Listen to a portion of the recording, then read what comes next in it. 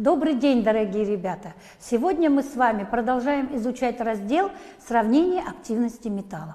Желаю вам отличного настроения во время работы. Для определения темы и цели урока вам предлагается просмотреть видеоролик. Внимание на экран!